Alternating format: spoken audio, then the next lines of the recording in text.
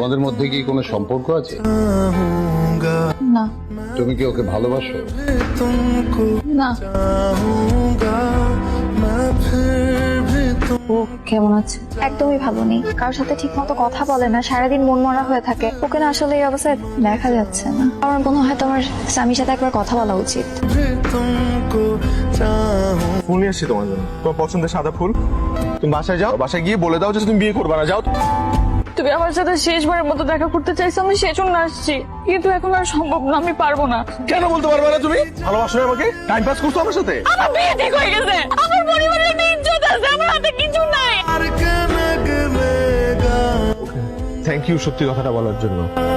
তোমাকে ছাড়া মরে তো আর যাবো না, তাই না? তো একটা কথা বলি রুহি, আমি তোকে সত্যি ভালোবাসছি, পাগলের মতো ভালোবাসছি।